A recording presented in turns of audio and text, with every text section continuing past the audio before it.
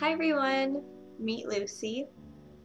Anyways, originally for my media assignment, I had planned on pretty much just like discussing a lot of the problems in our world and the cause and effect of them. But after doing some further evaluation on it, I realized we already know what's wrong with our world and it wouldn't really be very uplifting to continuously talk about it. I decided instead that I would take this as a positive opportunity to talk about good things in our world and how we can make the world a better place. I noticed that a lot of people are feeling helpless about all the information that we're being presented with and all the stories that we're being told. Like, we feel kind of helpless because we don't really think that there's a lot to do. So I have a Nelson Mandela quote that I thought was really nice for that situation. It always seems impossible until it's done. Yeah, sometimes things seem a lot harder until you actually do them, and once you get to the end, you're just like, wow, I can't believe I did it. I kind of feel like high school is going to be that for me because I dropped out for a while and didn't think I was going to graduate, but now that I'm in grade 12, I'm like, wow, it's a lot less intimidating once you're actually there. The first thing I wanted to talk about was the illusion of separation and what keeps us separated. And I know I said I wasn't really going to talk about negative things, but I just wanted to touch base on it because I feel like it's really important. So the illusion of separation is pretty much just the way our thoughts disconnect us from the people around us and how our thoughts kind of keep us in our own world. Like, when you look at it kind of from your own personal perspective, you're like, oh, this is my body, I'm separate from that body, and you just kind of feel like you're alone, but then that's a really small way of looking at it. The illusion of separation is pretty much the thoughts that separate us, such as like thoughts of judgment or thoughts of negativity towards yourself. So even judging yourself, that's also another way of separating yourself from other people, like thoughts of being inadequate, and pretty much any types of thoughts that make you disconnected, seeing like the differences in others instead of the likeness in others. That would separate you. Those are destructive thought patterns, and I think that it's very important that we work towards getting rid of those because they're not very beneficial to the way the world should be developing towards. So there are 5 primary ways that human beings show love, and I wanted to go over them because I thought that they were pretty interesting. The first way is through physical affection, so that would be things such as like a hug or a kiss. The second is words of affirmation, so those would be things like, I love you very much, or I think you're amazing, or thank you for being so great. So things that are like uplifting, even manners could be considered expressing love through words of affirmation. So pretty much just positive words. Third is gifts. It's pretty self-explanatory. Quality time is the fourth. For example, hanging out with your best friend on the weekend and just bonding instead of going to a party with a bunch of people. And the fifth is acts of service. Anything that you do as an act of service to express love. And I think it's really important to identify which way you give love. Then you know which way you can give love and what would work better for you. So I thought a quote that was really good for that. Love is all we have, the only way that we can help each other. Love is more powerful than money because it is. If you can find a way to work around the system, because I know a lot of people think that you need to be in the system. You don't. The system only exists because you let it. Yeah, that's my response to that. Next, I want to talk about consumerism and the media and how they've distorted the image of love. Especially around Christmas season, you hear ads like, show her how much you love her by getting her a $40,000 diamond ring. But I don't know, I just think that that's not what love is. Like, love is for better or for worse.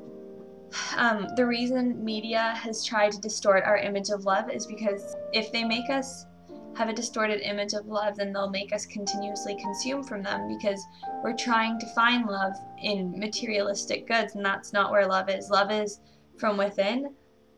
Love is pretty much the essence of who we are, but if we don't have a strong self-love, it's hard to give love to others. And by the media distorting our self-love, we find the only way that we can give love to others is through materialistic possessions and materialistic things and spending money on them, and that's not really what love is about.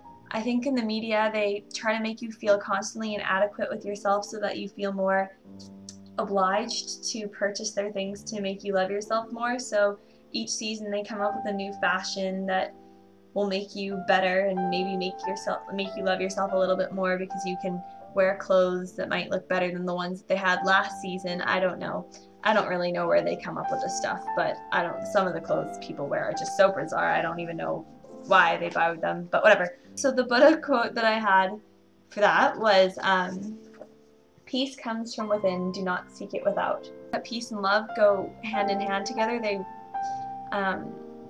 They really are connected, and by having an unshakable peace and an unshakable self-love, it's really easy to find which ways you can give love beyond just physical things that you can touch, because you can't really touch love, you can feel it.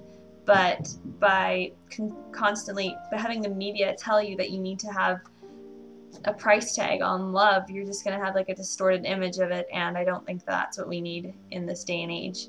And then lastly, I wanted to talk about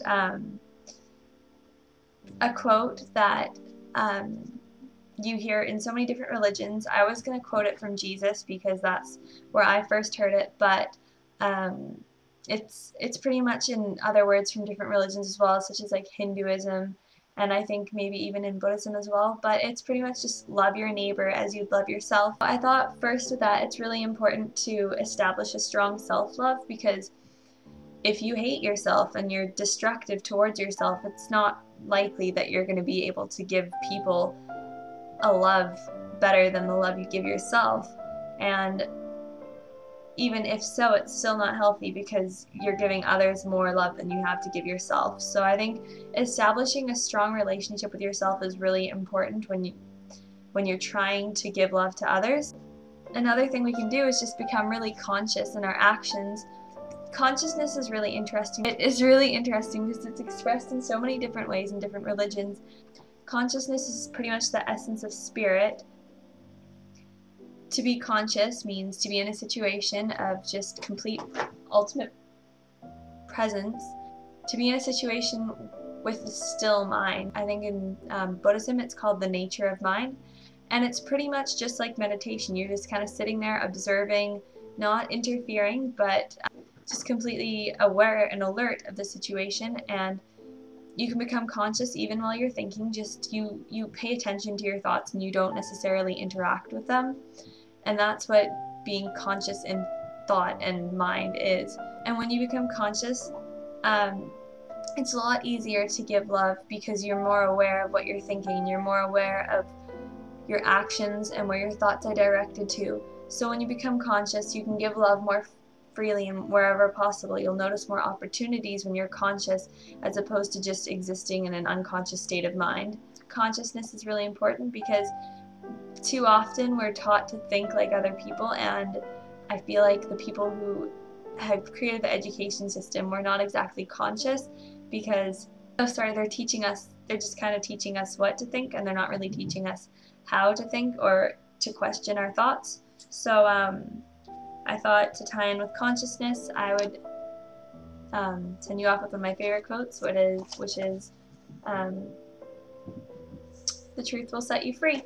And I think that one is a really important one because once you become more conscious, you realize kind of the illusion of everything in our world. The truth will set you free because the truth is free from opinions. The truth is pretty much just understanding and not judging. There is no right or wrong, there's only the truth, and I think the truth is pretty much free from thoughts of others, of our own. The truth is free from definition. It just is what it is. So I hope I didn't bore you, and thank you for watching. Bye!